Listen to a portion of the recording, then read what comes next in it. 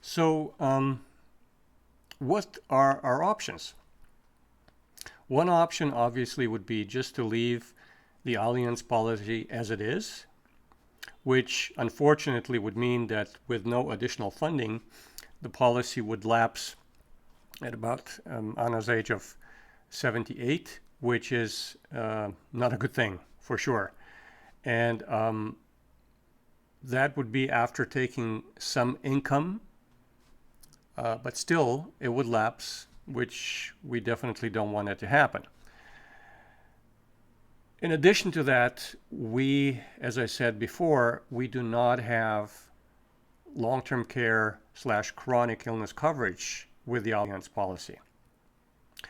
So a better option is to utilize the earned 1035 exchange option, which is an option to move the assets from the Allianz policy tax-free into a more suitable policy, which after careful study would be a Pacific Life policy. Pacific Life is a California company that has a rider within a policy that would cover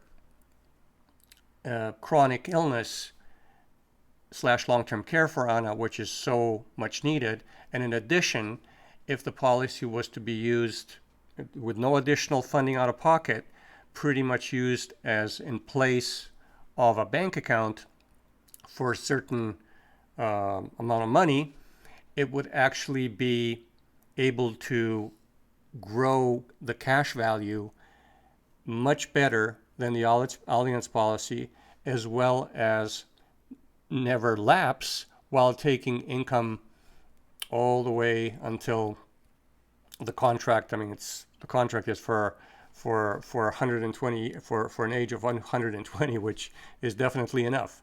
So, bottom line, moving the assets, transferring the assets from the Allianz policy, applying for the more suitable policy, which can be done at this stage of the Allianz policy because it is mature enough for this to happen without any losses on the Allianz side, and it would still make sense to kind of grow the Pacific Life policy over the years to generate a much better benefits, both in terms of income and in terms of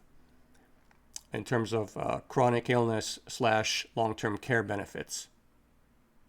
So that's my very strong recommendation.